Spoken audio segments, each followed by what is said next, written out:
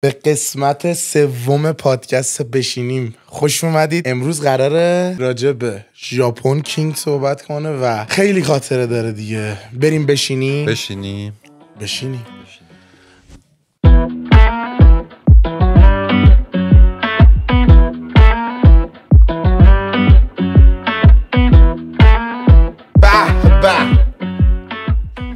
از هر انگشتش هنر میباره خانومت، میدونی؟ چه شانسی آورد بابا، چه انتخابی دم شما گرم. فسنجون رشتی. فسنجون شمالیه؟ مگه شمالی فسنجون داریم؟ بله اصل فسنجون مال شماله. بله. فسنجون من اصلا فکر کنم خشتکم پارست دیدم نیست. نه اوکی. نصف خشتکا پارست.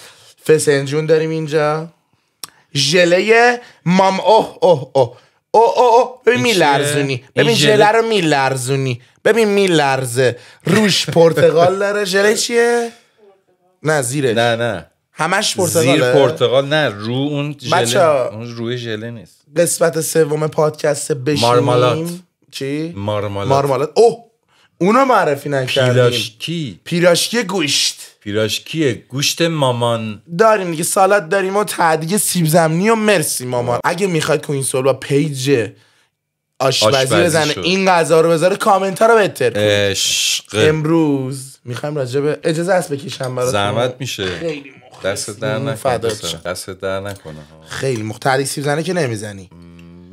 تحریک سیب زنی نمیزنی. بیا برای خودت میخوای. آقا امروز میخوایم راجع به ژاپن رفتنت صحبت بکنیم. یعنی میخوام ببینیم اصلا تو واقعا ژاپن بودی یا نبودی. بابا من میخوام امروز تحقیق کنم راجع به این. بسه ژاپن که بودم چی؟ بسه. تو واقعا ژاپن بودی بابا؟ من اصلا ژاپن رفتنم ماجرا داشت. چه ماجرایی؟ رفتم ژاپن. من بعد اینکه دیپلم گرفتم خب پیش بابا کار میکردم دیگه. درست. بابا آهنگری داشت. بکشین. پیش بابا کار میکرد. میشه شما من میکشم. یه کوچولو بریز. بس. اول یه چیزی بگم قبل ژاپن. پادکست دیگه قرار شد هر چی دوست داشتیم. ماشین راضی؟ خیلی ماشین. نه جدی به خدا. هر کسی میگه غذای مامانش خوشمزه‌ترینه ولی به قرآن فسنجونای مامانم خوشمزه.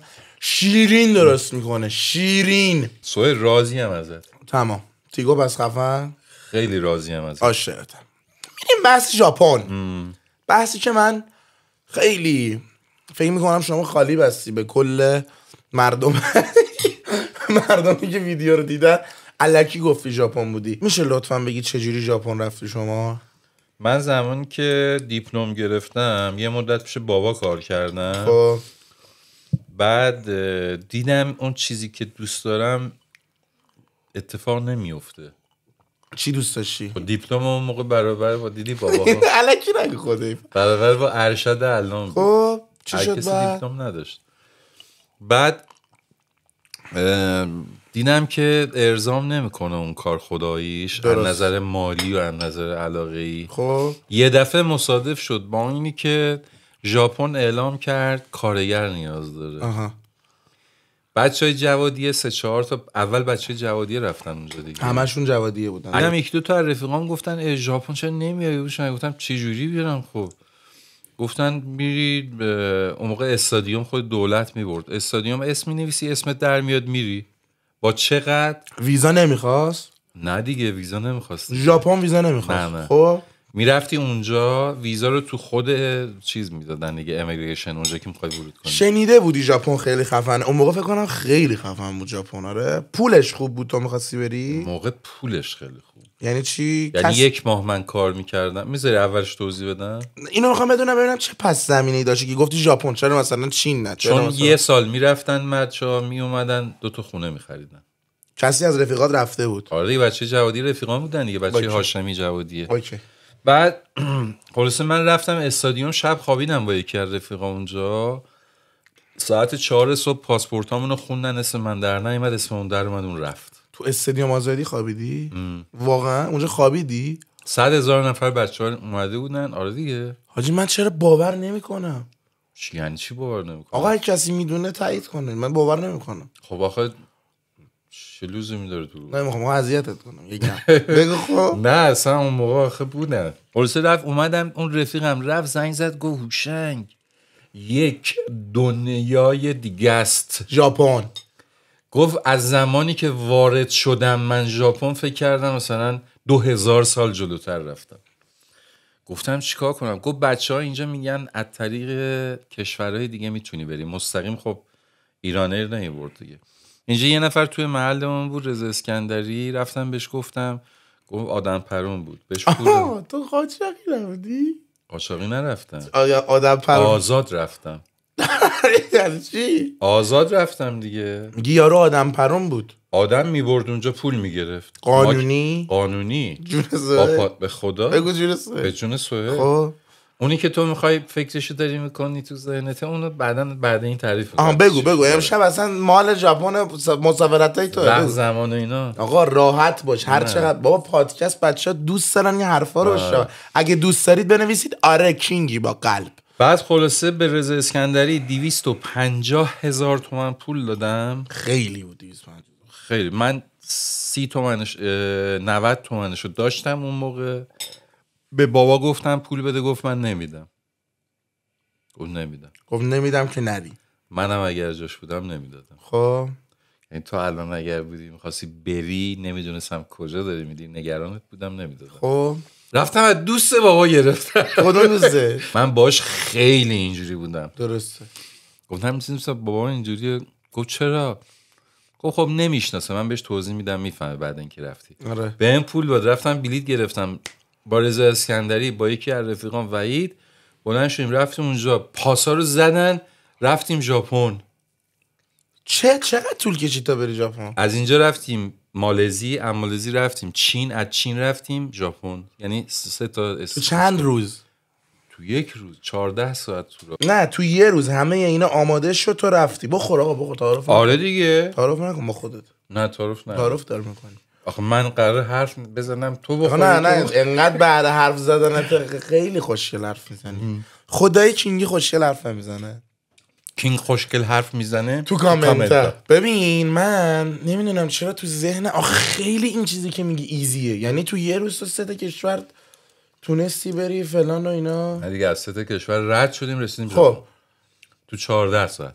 اون کشور اصلا نموندی یعنی فقط رفتی که بری؟ نان استاپ بود دیگه. تو هواپیما میشستیم 1 ساعت نیم ساعت. میشه اولین واکنشت به ژاپن رو به ما بگی؟ چند سالت بود؟ چند سالت؟ خیلی چی شد؟ چرا؟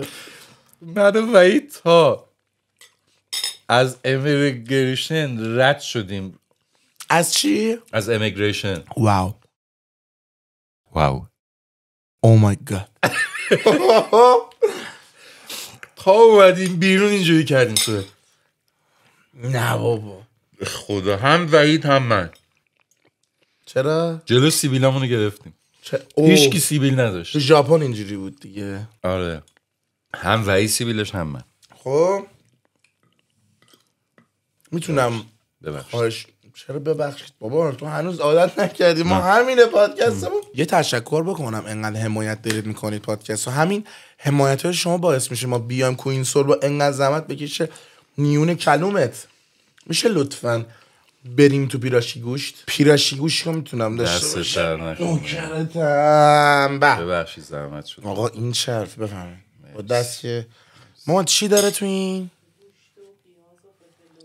به بد خوشمزه است، بد با مزه است. از ایران اولین کشور خارجی بود که رفتی؟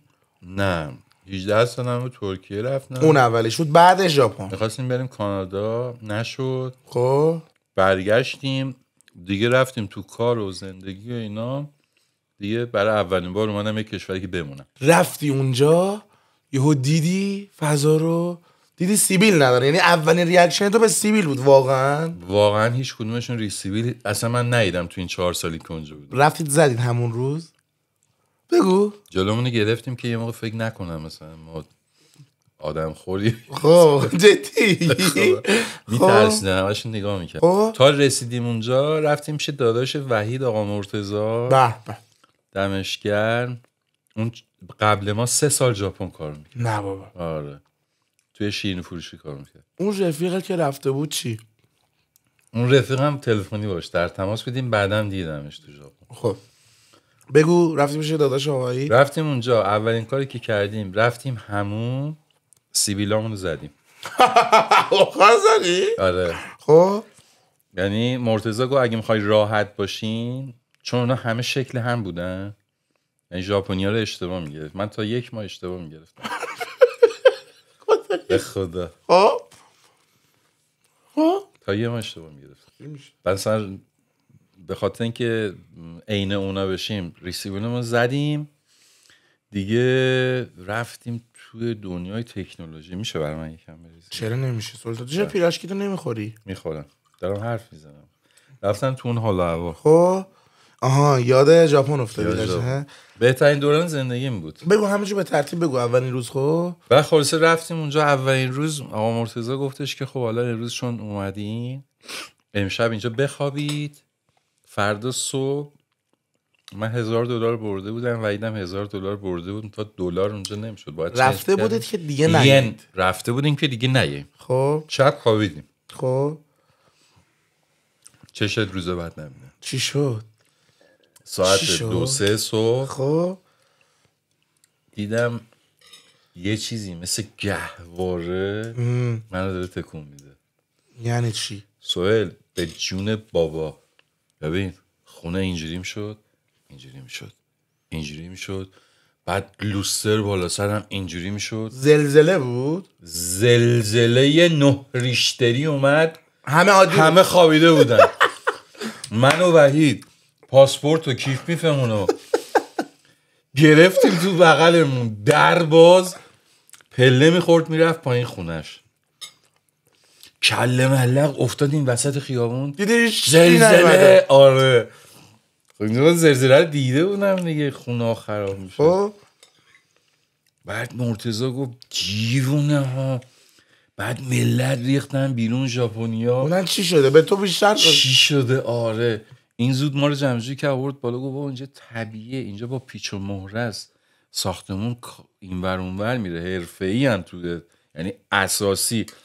روزی 90 تا زلزله می اومد. یعنی اولین روز شما زلزله اومد؟ زلزله اومد. وای چه حسه. بزن. زلزله اومد تا شب تا صبح. من و وحید تو استرس خلاصه خواب و بیدار.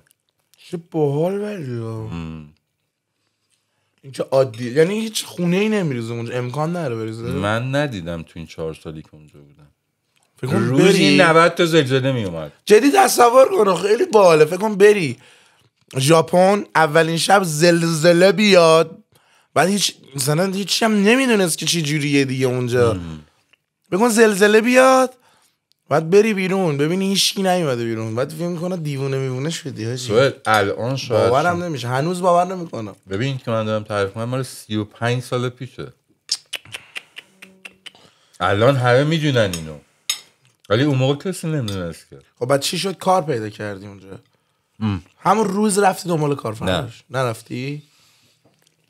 ما از طریق داداش وحید خب با یکی از بچه جوادیه که محمود کت خدایی اسمش، آره همین میشناسنش، بچه جوادیه بود. این رفیق ما بچه جوادیه بود وحید دیگه. خب رفتیم اونجا پیششون و از ما $400 گرفت. خب اونجا شارژی بود کار. خب اون زبون بلد بود، روزنامه رو باز میکرد میخوند، اما $400 میگیره ما رو میفرسته سر کار. ما بلد نبودیم. مگه نمیگی کلا $1000 برده بودید؟ $400 دادیم میگه، مون $600. نه دیگه نفری $400 میدادی؟ نفری $400. یه بار بیشتر نمیدادیم. خب ما دادیم. بعد از 10 روز رفتیم سر کار. اون موقع که من رفتم سر کار شغلم تمیز کردن وسایل ساختمونی بود. خب 1 ماه. حقوقش چه بود؟ حقوقش به پول ایران مثلا نه به دلاری چه بود؟ ین دلاری نبود. آره 90,000 yen میگرفتم. 90,000 ین میشه چقدر؟ 90,000 yen معادل حقوق یک کارمند 3 ماه یک کارمند. اون موقع حقوق 3 ماه کارمند. من 1 ماه حقوق 3 ماه یک کارمند رو میگرفتم. او حق بیمه بهم نمیدادن، زبون بلد نبودم. چجوری ارتباط میگرفتی پس باشون؟ ارتباط نمیگرفتیم. جدی میخواستی حرف بزنی با ژاپنی؟ اولش چجوری بود جون سوه؟ ببخشید من خب الان چیکار باید خب اینو چجوری میفهمی؟ نه اصلا ببخشید منو چجوری؟ خدا میگفتیم مثلا excuse me آره ما چون انگلیسی excuse me I work what work. بعد جالبه که اونجا انگلیسیتون فول بود. ما انگلیسیمون فول نبود ولی اونا اصلا انگلیسی بلد نه یکم بلد بودی یعنی. ما بلد بودیم. چی میگفتی دوباره بگو؟ نه چی؟ اس چی؟ excuse me I work what excuse me خب 30 سال پیش میگفتم excuse me. خب من یه دونه بخورم. بعد تلاش نکردی که مثلا چیز کنی؟ تلاش نکردی ژاپنی یاد بگیری همون اول؟ طوری شدم که بچه‌ها میومدن پیش من، خب یه موقع کسی حقشونو میخورد وکالت میکردم براشون، انقدر زبونم خوب. چجوری ژاپنی یاد گرفتی؟ یعنی اونجا آموزش شدی یا نه انقدر حرف زدی اونجا؟ اینجایی که کار میکردم ایرانی زیاد بود. ساختمونیه. بعد کارش هم باب میلم نبود. بعد که جو خیلی زرنگ بودم. آره تو زرنگ بودی. عین تو. بابا من کجا زرنگم الکی؟ تو الان زرنگی. خب من کوچیکم. ببین تو همین سن تو بودم. خب منم 24 سالم بود دقیقاً. رفتی ژاپن. بعد اونجا مسئله ساختمونی کار میکردی؟ دیدم جواب کارمو نمیده. خب نه رفتم ژاپنیا گرفتن داشتی میگفتی. دارم میگم دیگه.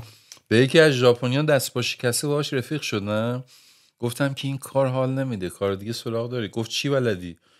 من خیلی دست فرق. همینو چجوری میگفتید؟ من مثلا امکان نداره تو ژاپنی بلد نباشی بگی. خب بچه‌ای که قدیمی بودن اونجا از اونها خواهش میکردم که بیان بگن. خب بعد بهشون میگفتن رابطه گرفتم باشون و خلاصه بهش گفتم یک کار رانندگی برای من پیدا کن. گفت برو گواهی نامه‌تو تا 2 ماه هنوز ویزا مونده. من 3 ماه گرفته بودم ویزا. 4 سال موندم 3 ماه ویزا داشتم. خب یعنی غیر قانونی 3 سال و نزدیک 9 ماه اونجا موندم. مگه میشه؟ تو غیر قانونی موندی؟ همه غیر قانونی موندم. خب ویزا تمامش کسی نمیاد دنبالت اونجا؟ تا زمانی که خلاف نکنی نه. خب نه کارت بانکی رو نمیدونم. از طریق شرکت گرفتم دیگه. الان هم اینجوریه؟ الان هم همینجوری. نه دیگه الان سن راه نمیده خارج. یعنی تو 3 ماه ویزا گرفتی 4 سال موندی؟ 4 سال. جدی میگی؟ خب بعد رفتم اونجا از طریق این دوستم شرکت یکی از پسر عموی این راننده لیفتراک شدم. تو چقدر کار کردی اونجا؟ 1 ماه. اولیه رو 1 ماه کار کردم. بعد 2 سال و نیم تو اون شرکت راننده لیفتراک رفتم شدم. لیفتراک 2 سال و نیم موندی اونجا؟ نه 1 سال و نیم راننده لیفتراک شدم. بعد 1 سال و نیم چون خوندن و نوشتن ژاپنی هم یاد گرفتم تا حدودی. دقیق بگو توضیح کارتو. من اونجا یه راننده لیفتراک بودم. خب برامون کارتون مستعمل می اومد. بسته بندی میکردن، این میرفت خمیر میشد، دوباره تولید کاغذ میشد.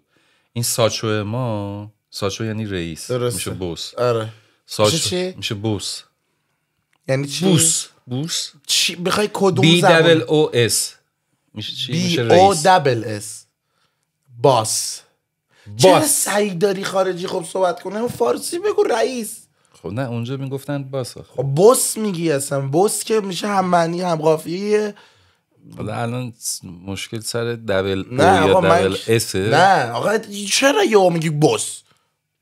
اصلا بوس نه، ساچو. خب بگو رئیس. ساچو. خب اونجا میگفتن ساچو. درسته. ساچومون وقتی دید من خیلی استعداد دادم منو نشون دم در جای یه ژاپنی. دید خب به اون 3 برابر من باید حقوق میداد. اونو بیرون کرد، منو نشون اونجا. الکی نگو. به جان میبندی. میگم به جون بابا. نشستم اونجا جاش وزن میکردم، وزنا رو مینوشتم. میرفتن تو به همین راحتی. حقوقم از 90,000 تا شد 140,000 تا. نه بابا. کارم نمیکردم، میشستم اونجا. همون اول؟ نه دیگه بعد 1 سال و نیم. خب زبون فول پرفکت همونجا یاد گرفتی؟ او مای گاد. به خدا یعنی تو مامانت میدونه من اوایل که از ژاپن اومده بودم اصلا فارسی صحبت نمی‌کردم. خب بهش بگو جدی میگی؟ آیشترو رو فقط بلده. چرا پیراشکی تو چرا نخوردید؟ بعد من دوست پس داشتی؟ اینجونه مامانو ول کنم.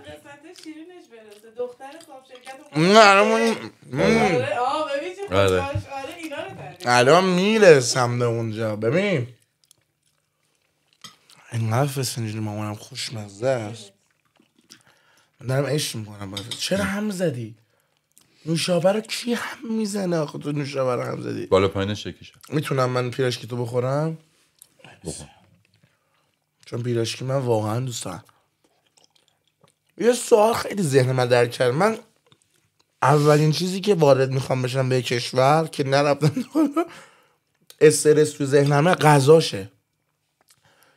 همین تو ذهنم چون نمی غذا میخوریم دارم میگم. رفتی اونجا مثلا بندری و اولین روز حوض نکردی؟ نه جدی میگم، مثلا من میرم یه جا یهو حوض غذا میکنم هر لحظه. درست میکردیم دیگه. خب نه رفتی اولین روز واکنشت به غذاها چی بود؟ غذای اونجا خب دریایی خیلی بد خوراک بود. اون چین مگه نیست بده؟ نه اینجا هم بده. چیا بود؟ تو رو خدا بگو چیا بود؟ بیشتر ما سوپ میخوردیم به مزاجمون سازگار. اونجا مثلا مارماهی بود، بعد هشپا بود، خرچنگ بود، گوشت لاک‌پشت بود. گوشت لاک‌پشت الکی داری میگی؟ سسای خیلی بدمزه‌ای داشت. آره. اولین باری که غذا ژاپنی خوردی واکنشت چی بود؟ هیچ، من مشکلی ندارم با غذا، طعم غذایی دیگه. وحید رفیقت چی؟ اصلا نمیخورد، ولی بعد یه مدت مثل من شد. هوس غذا ایرانی نمی‌کردی اونجا؟ درست می‌کردیم. چی؟ بگو سهیل یه مدت وحید میرفت خرید میکرد، میامد خونه. آره.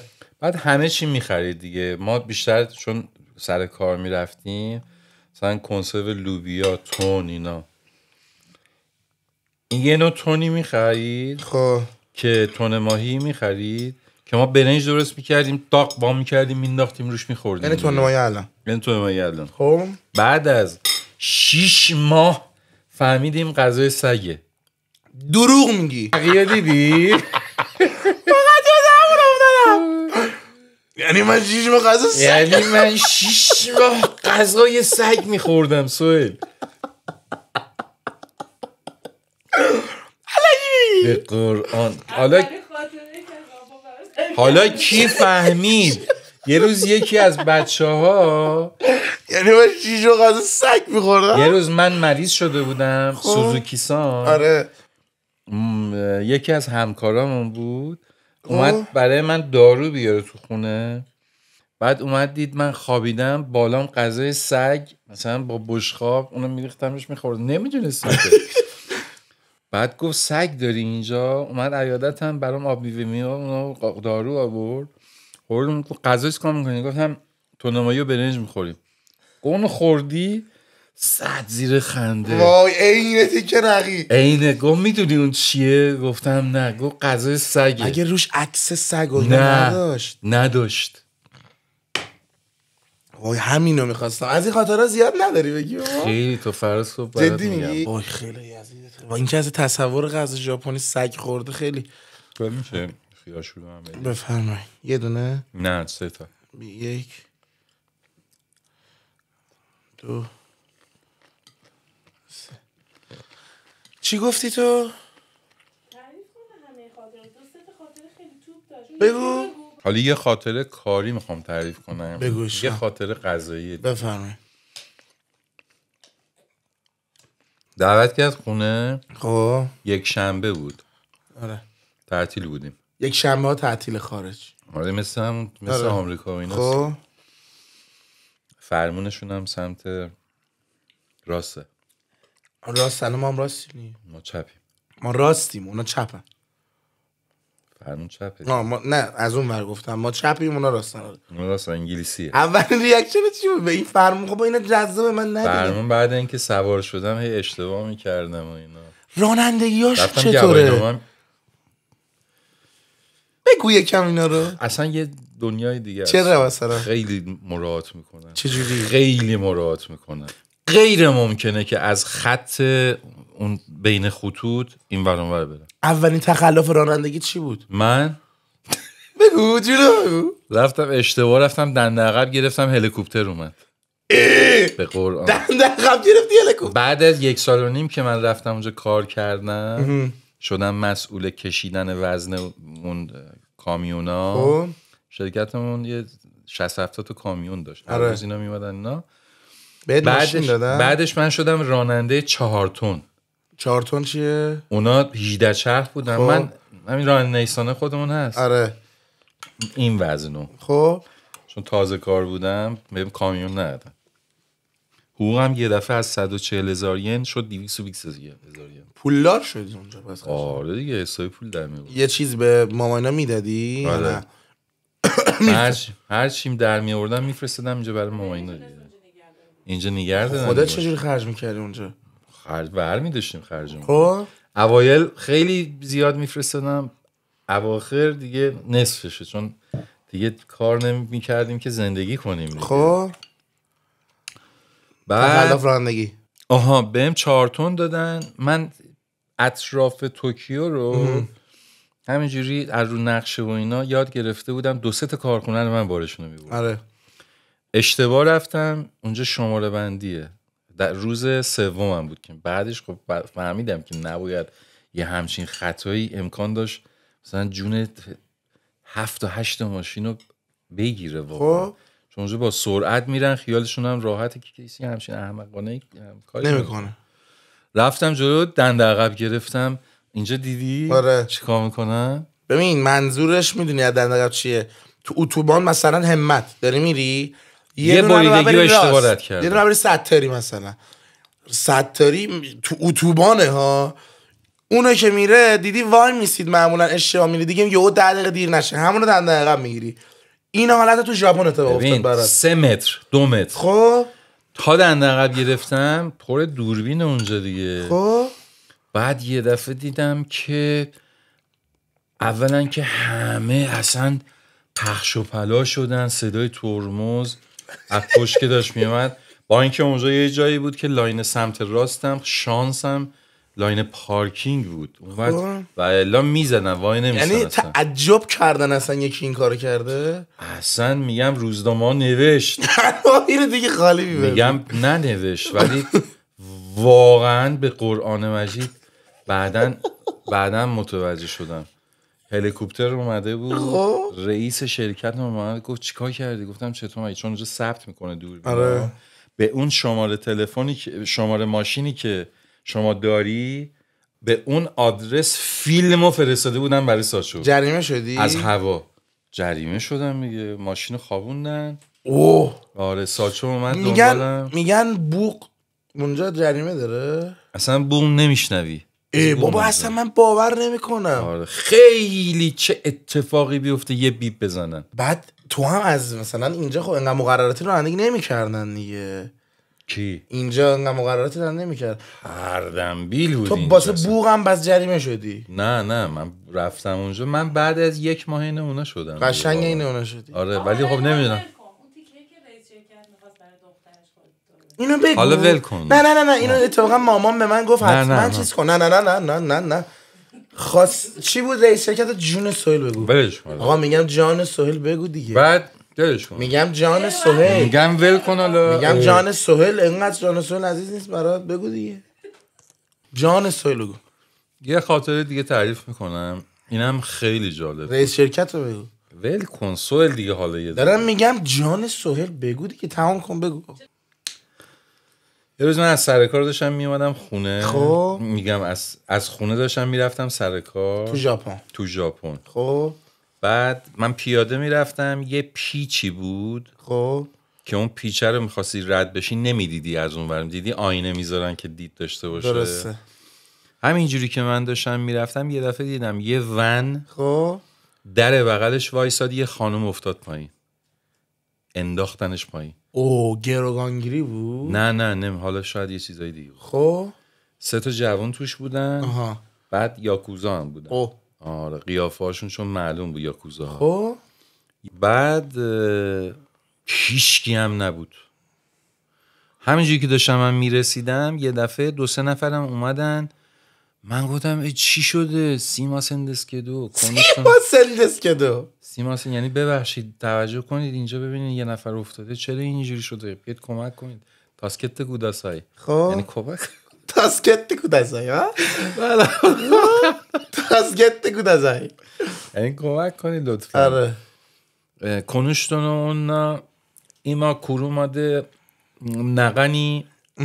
خب آقا متوجه چرا داری الان میگی؟ از بغل در افتاد زمین، پاش رفت زیر چرخ عقب. خب سر پیچ افتاد.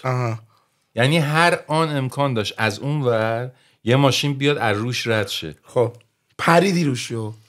ببین سوپرمن نشدم من. جون سهل. به جون بابا. خب رفتم گرفتم. ژاپنیا دست نمیزنن اینجور موقع. درسته. یعنی دخالت نمیکنن. تو رفتی دخالت کردی؟ من ایرانی بودم دیگه. پرچم آوردی بالا. پرچم ایرانیا رو گرفتم آوردمش گذاشتم بغل. بعد مردم اومدن یکی زنگ زدن گفتم من شرکتم این بالاست، مثلا شاید اینجا تا سر کوچه 2 برابرش شرکتمون بود.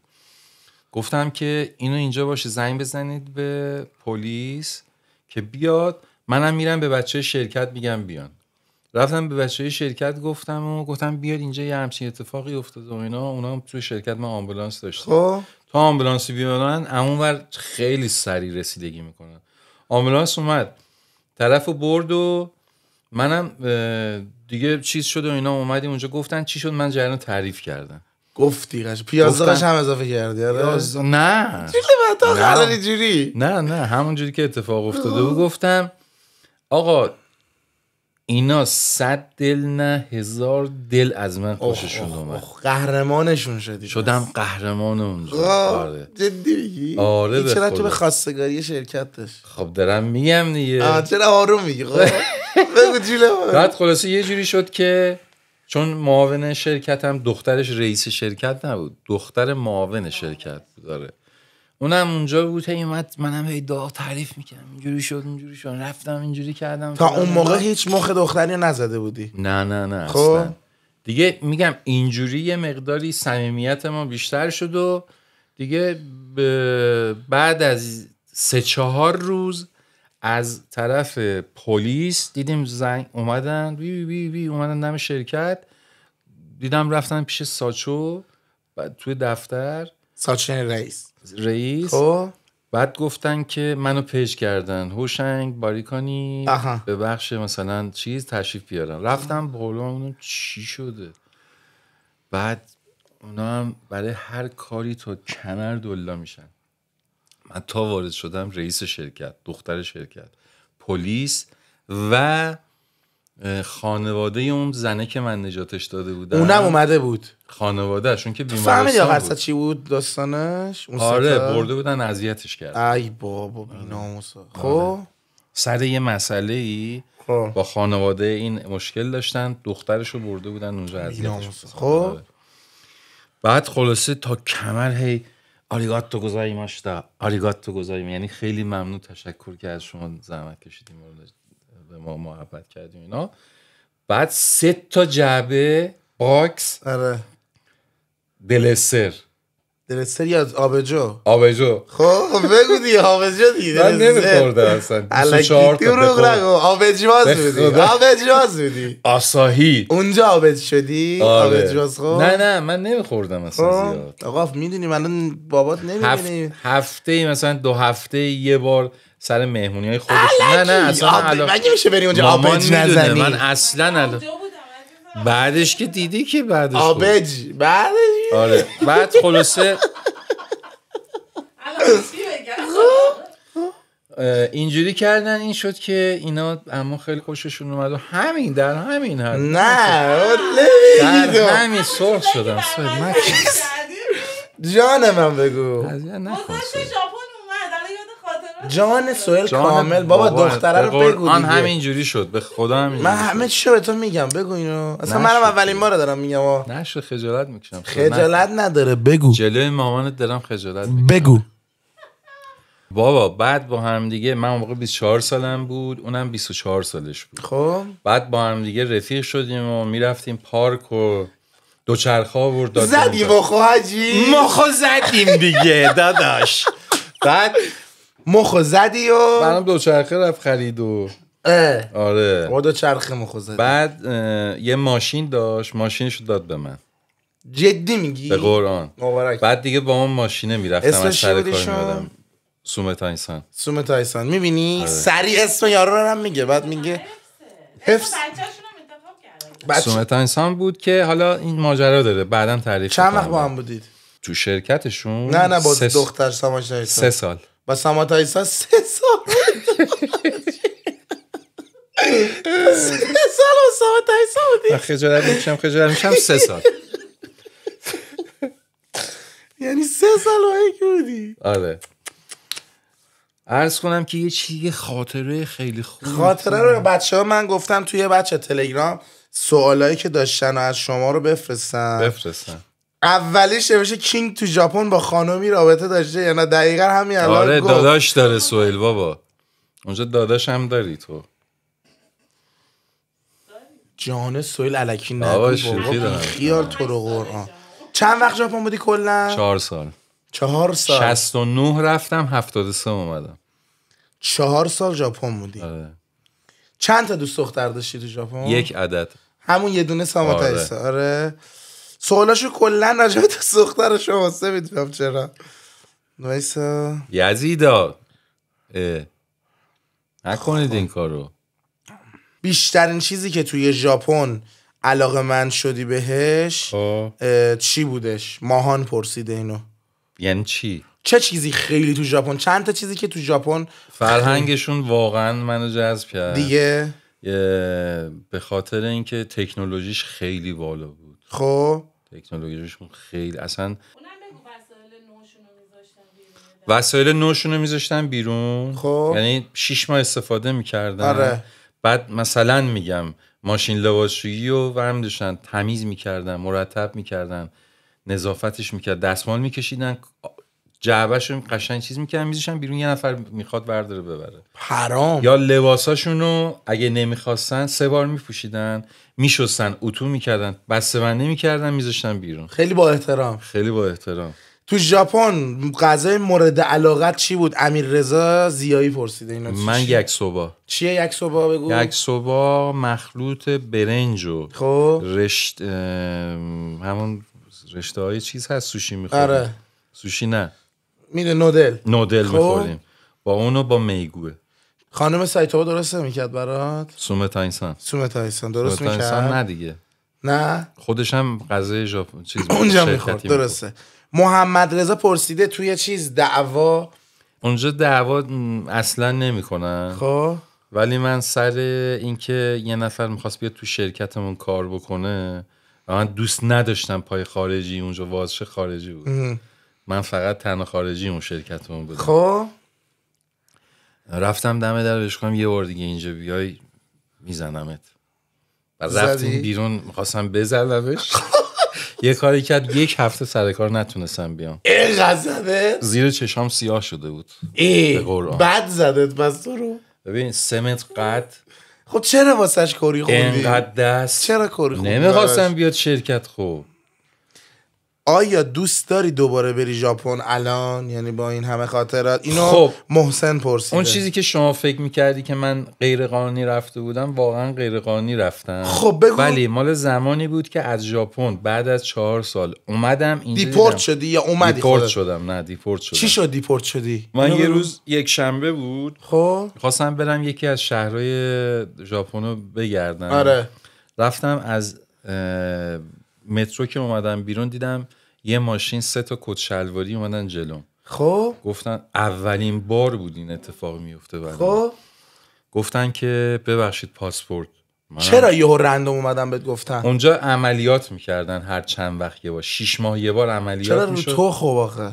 رو من نبود. خب هر کیو که پشت منم بود گرفتن. رندوم شانسی پس شانسی منو یعنی اگه اون روز نمیرفتم الان اینجا نبودم. خب گرفتن و تو رو نداشتم و مامانم نداشتم. خدا نکن. من که نبودم فرق نمیکرد. چقدر خوب شد که منو گرفتن الان. خب بگو چجوری عشق منی دورت بیم. منو گرفتن خیلی میخوام بدونم چجوری. بهشون گفتم بهشون یعنی من حاصل دیپورت تو هم حاصل دیپورت من دقیقا. عاشق مرسی از کسی که گرفتی بابامو. از اون مأمور دستشو میبوسم. اون روز نفهمیدم خدا چی برای من میخواست.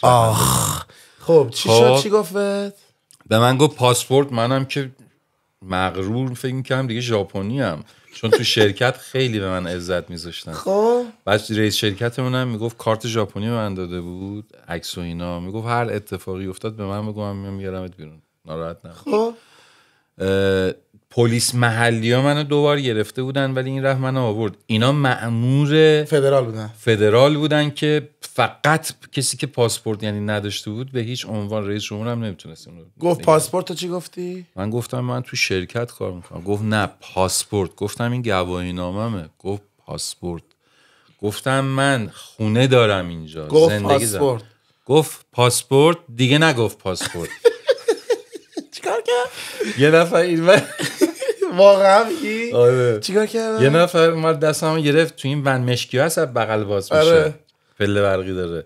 رفتم سوار اون شدم، دیدم 3 تا فیلیپینی، 2 تا مال یه کشور دیگه بودن. اونا هم دیپورت. اونا هم غیر قانونی بودن. کجا بردنتون؟ یک ما بردن توی یکی از شهرها زندان بودن. تو اونجا زندان بودی؟ آره، تا کارهای اقامتم و اینا رو، کارهای پاسپورتم بکنن که برگردم. پشمام. خب دیگه اومدم ایران. خوب نداره، بدبخت شدم اینجوری. آرزوهامو که چیده بودم چه حالی داشتی تو زندانه؟ دنبال راهی نبودی فرار کنی؟ جدی؟ نه اون موقع فرار زندان هنوز ساخته نشد. به خدا. نامزده چی کار کرد؟ اومدن گریه. ببین ساچو، زنش، اون معاون شرکت، واقعا هم تلاششونو کردم ولی دیگه دیپورتی دیگه نمیشد. با احترام سوار هواپیما شدی برگشت. با اونا گفتیم که خب من میرم برمیگردم. خب 2 ماه حقوقم طلب داشتم، خونم، وسایل خونم همه مونده بود اونجا دیگه. خب اونا رو جمع کردن آوردن، یه سریش موند تو حسابم، هم حتی تو کارتم پول موند به هوای اینکه چقدر میدونی؟ فکر میکنم 80-90 هزار. خب مونده بود که میخواستم دوباره برگردم به هوای اینکه میام اینجوری برمیگردم. ولی اومدم. چجوری دیپورت شدی؟ یعنی سوار هواپیما کردن؟ سوار ما کردم، برگردوندن اینجا توی فرودگاه 3 تا سوراخ کردن پاسپورتم، یعنی به هیچ عنوان دیگه من پاسپورت نمیتونستم بگیرم. بعد چی شد؟ دیگه نتونستم. دوست داشتی برگردی؟ دوست داشتم برگردم. رفتم سراغ همون. خب اون منو اندفعه غیر قانونی 3 ماه تو 4 ماه تو راه بودم. از طریق ایشون از اینجا رفتیم 7-10 تا کشور، فیلیپین، اندونزی، سنگاپور. آره رفتیم اونجا. یه پاسپورت کانادایی، یه پاسپورت پرتغالی برای من درست کرد، لنز گذاشت، موامو رنگ کرد، بلند کرده بودم موامو، بعد تیپمو اونجوری کرد و ما رفتیم. بعد از 4 ماه ژاپن. حالا نگو اون پاسپورتی که برای من گرفته بود صاحبش مرده بود. وای. یعنی پاسپورت سوخته بود پدرسگ. $12,000 اون زمان من گرفت. $12,000 می چقدر. رفتی ژاپن دوباره؟ رفتم ژاپن، اونجا دیپورت شدم. حالا دیپورتیم ساده نبود سر که پاسپورت غیر قانونی. اونجا چجوری گرفتن دوباره؟ اونجا گرفتن. خب من چون ژاپنی بلد بودم. خب نه چی شد دوباره گرفتن؟ تو کجا بود؟ تو امیگریشن. همون رفتی نرفتم تو همون تو امیگریشن که میخواست بزنه دیدم یارو اینجوری کرد. گفت این یارو چیزی نگو به اون پشتی، این غیر قانونیه. یه با یه پاس. حالا من میفهمیدم ژاپنی داره میگه. آره. رنگومو باخته بودم. برو به فلانی بگو بیاد اینجا بگیرتش ببره اتاق شیشه ای. بردن اونجا. من 1.5 ماه اونجا زندان بودم. برم گردوندن 3 ماه زندان بودم. آره برم گردوندن دیگه کلا نتونستی. کلا ها سال 74 اومدم. 3 ماه بعدش رفتم دوباره دیگه. همونو برگشت میگه بابا همون بعدش برگشت دیگه. 1 ماه زندان بودم دیگه. آخرای هفته کلی داستان دیگه داری. ببین یه چیز خیلی جالبم اگه وقت هست اینو بگم. بگو بعدش، چون من میدونم یه عالمه باحال داستان دیگه داری. اگه حال کردید کامنت ها رو بهتر کنید. ژاپن قسمت 2 هم میگیریم تو پادکست. اینو بگو این قسمت بشینیم و تمام کنیم. یه روز یکی از رفیقامون دعوت کرد ما رو خونه‌اش. خب. گفتیم چیه؟ گفت بیاد براتون کله پاچه گرفتم توی خونه، جیگر میگر و ایناش گرفتم، بیاد توی خونه. اوایل رفتنمون بود. مگه کله پاچه هست اونجا؟ آره خب کله پاچه و جیگر. خب یعنی 2 ماه اون اوایل اومدن رفتن اون ژاپن. آره رفتیم خونه‌شو دیگه، همه رو ترتمیز کردیم، خورد کردیم، سیخ کردیم، گذاشتیم روی گاز، روشن کردیم. بچه هم 7-8 نفر بودیم، چیزا رو برداشتن، کله ها رو وز دادن اینا. یه دفعه دیدیم آتیش زد. آژیر زد، آتش نشانی اومد. فکر کردن ما اون موقع سنسوری وجود نداشت اینجا. نمیپرسیدی مگه نمیگی اون یارو خیلی وقت بود ژاپن بود؟ نمیگم هم تازه اومده بودم. سنسور اینجا نبود اصلا اون موقع. نمیدونستی چیه آژیر زد و اینا؟ آژیر میگفتیم پلیس ها اومدن، بعد آب پاچید. اونم خیلی خاطره والی. آقا مرسی این نسبت بشینیم و دیدید. ممنونم از کوین سولو بابت این غذای خوشمزه. دمتون گرم. نظرتون راجع به این قسمت کامنت کنید. دمت گرم. تا یه قسمت بشینیم دیگه. خیلی مخلصیم.